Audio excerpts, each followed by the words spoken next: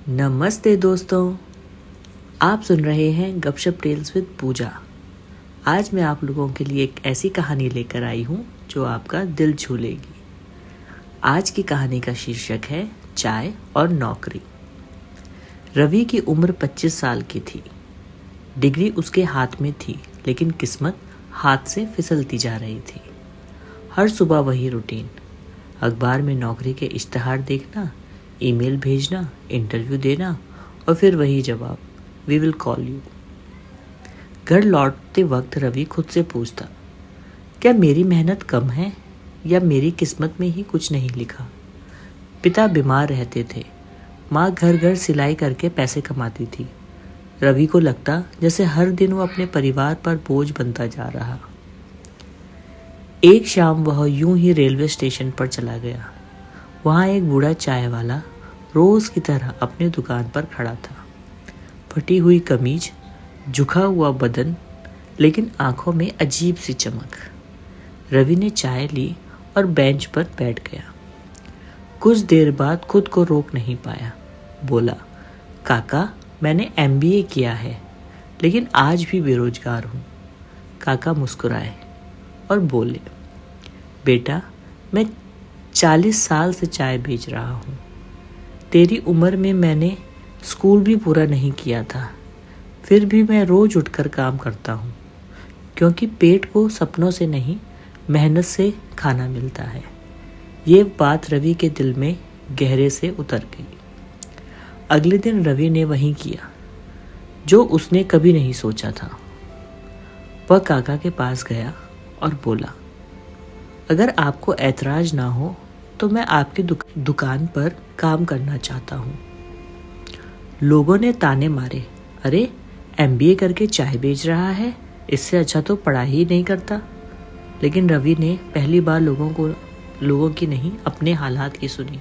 वह सुबह 6 बजे स्टेशन पहुँच जाता, दुकान साफ करता, पानी भरता, चाय बनाता और हर ग्राहक को मुस्कुराकर बात करता। धीरे धीरे लोग कहने लगे, इस दुकान की चाय सबसे अलग है। असल में अलग थी रवि की सोच। एक दिन स्टेशन पर एक आदमी रोज आने लगा, सूट बूट में, हाथ में लैपटॉप बैग, और रोज उसी दुकान पे चाय पीता। रवि उससे बड़े सम्मान से बात करता, कभी ट्रेन का टाइम बताता, कभी ट्रेन का रास्ता। एक दिन उस आदमी ने पूछा, तुम यहाँ कब से काम कर रहे हो? रवि बोला, सर 3 महीने से, पर असल में मैं MBA ग्रेजुएट हूँ। आदमी चौंक गया, फिर यहाँ क्यों? रवि ने मुस्कुरा कर कहा, क्योंकि खाली पेट बैठने से अच्छा है कुछ करना। अगले दिन वह आदमी फिर आया। इस बार बोला, कल मेरे ऑफिस आना, मैं एक कंपनी में HR मैनेजर हूँ। रवि को लगा जैसे कोई सपना सच हो गया हो, लेकिन डर भी था, कहीं फिर वहीं वी विल कॉल यू ना हो। इंटरव्यू हुआ। इस बार सवाल अलग थे, डिग्री से ज़्यादा ज़िंदगी के बारे में। HR बोला, तुम्हें पता है, हम ऐसे लोग ढूंढते हैं जो मुश्किल वक्त में भी काम से भागते नहीं। कुछ देर बाद जवाब मिला, welcome to the team. Ravi सीधा स्टेशन गया, काका की दुकान पर पहुंचा और उनके पैर छू लिए। बोला, काका, आज आपकी वजह से मेरी ज़िंदगी बदल गई। काका ने उसे उठाया और कहा, नहीं बेटा, ज़िंदगी तूने खुद बदली है, मैंने तो बस तुझे गिरने से डरना छोड़ना सिखाया। तो दोस्तों, आज ये कहानी ख़त्म हुई। इस कहानी का संदेश है, कोई भी काम छोटा नहीं होता, छोटा होता है सिर्फ हमारा डर। अगर रवि सिर्फ यही सोचता रहता कि लोग क्या कहेंगे, तो आज भी वह बेरोजगार होता।